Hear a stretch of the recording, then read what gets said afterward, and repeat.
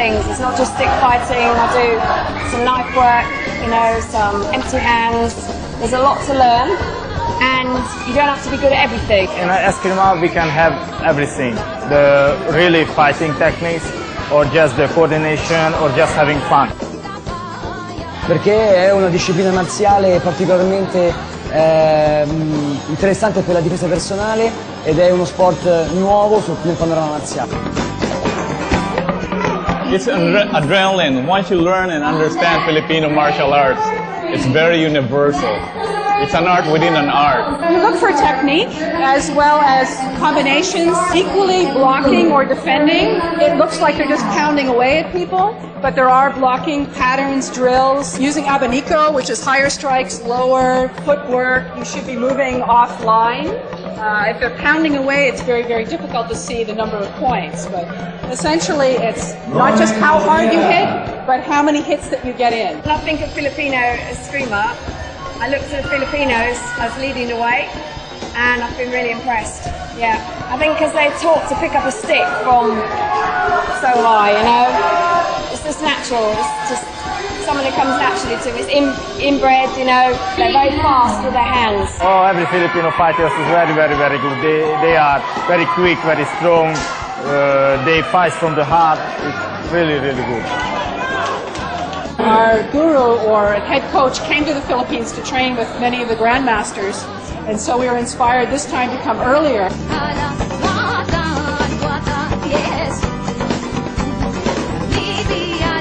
So for us, this is an opportunity to come back to the home of our niece and learn from the best. But you'll see from the results here that the Canadians and many other countries are now beating some of the Filipinos.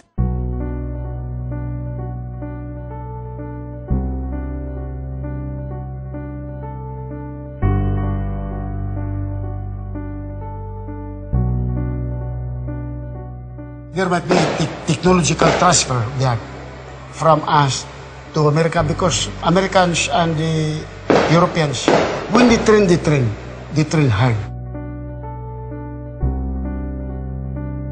If you want to get anywhere here, you really have to learn. I mean, you really have to work at it. We don't necessarily have to do that back home, because our people in school, they go, 7-8 hours a day and, homework, and that's it. Then they go play basketball, play baseball, go to martial arts schools, do other things. We have time to do that. Whereas here, Filipinos, just in education, they have to devote a large percentage of their growing up just to education. They don't have the time to devote to martial arts studies. Once the foreigner learn the Filipino martial art, they do it 24/7. With us, I know life. I grew up here in Manila. I know it's hard to focus on martial art. There are a lot of people in the Philippine martial arts, Filipinos that have migrated, people from Filipino families that migrated and then they were born later, other countries, Filipinos that have left and gone, and started teaching in other countries. I think there's a lot of people who have had a chance to catch up and pass a lot of people that are still stuck here because we have more opportunity to train and practice at home. Weather conditions, nutrition is better, people have a chance to be a little healthier. We have a lot more advantages for people to learn.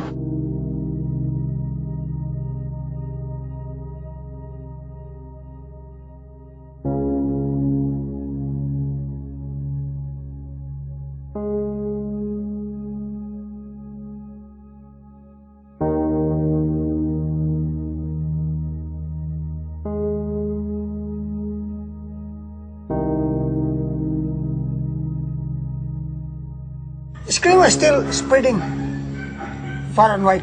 It is still spreading far and wide. Ang tournament lang dire sa Cebu, sa atong nakita lang, di na kayo intense ang competition. But it is spreading far and wide. Mas popular karon dit sa abroad, dili sa ato. Ngari sa ato is not popular anymore. Ang mga second generation na po kay-interest. Mauta ni kay ko nga di maayo nagkanamog kawag tama mas ni kuyana pa ang mga foreign arts martial arts kaysa eskrima. Ang eskrima suppose ato kita nang amumahon ba kay ato ako nigod Dili ko niingon nga sa lain kitay nagbugnaan ang Pilipino. Noon sa gawas nga ato agin Ya ato ini nga mumahon ta nya. Wa may interest ang mga tao.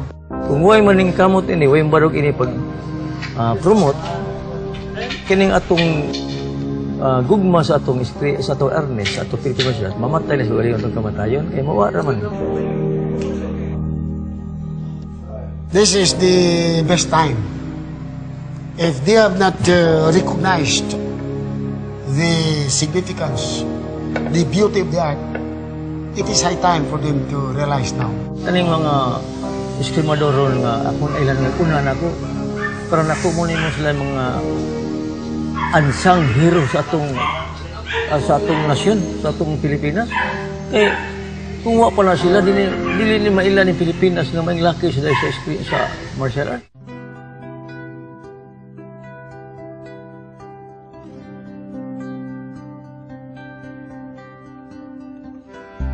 Me and my brothers were called that we were born with the stick in our hand. So, it's part of my life.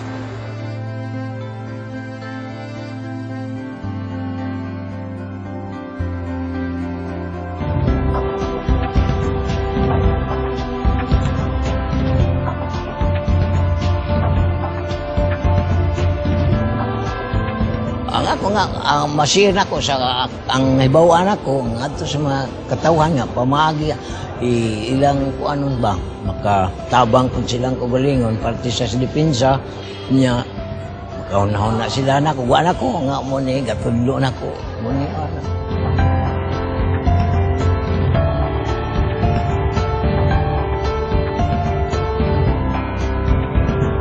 ini dahil sa mundo ko di ko kapulan. Ang sukaron, di mo pulang sima. Kung para na ko, part of my life.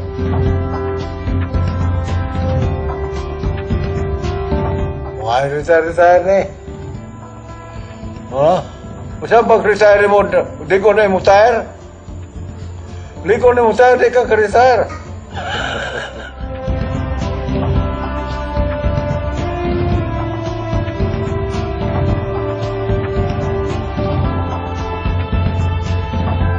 Bisang pa magtanaw ako nila niya, maabot ang panahon dili na sila mo.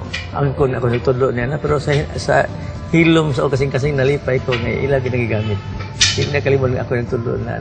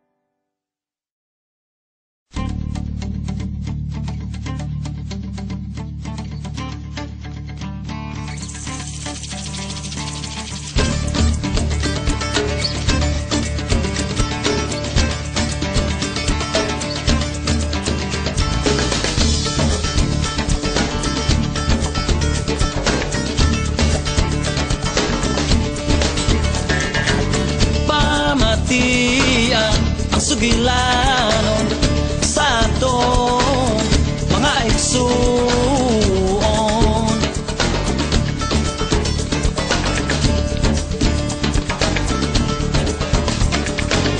Ang kagubot o pagmahal tungod kay gisalikway.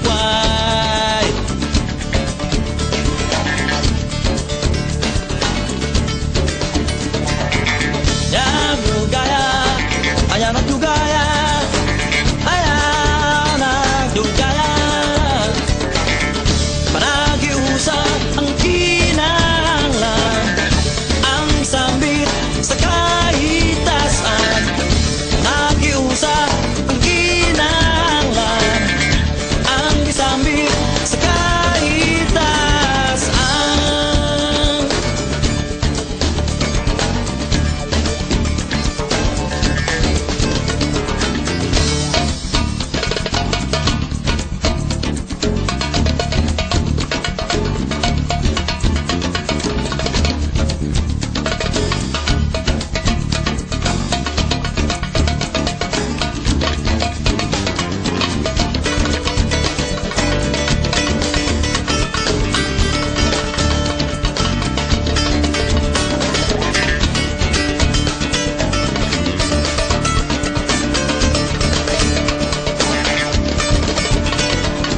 Sa atong katilig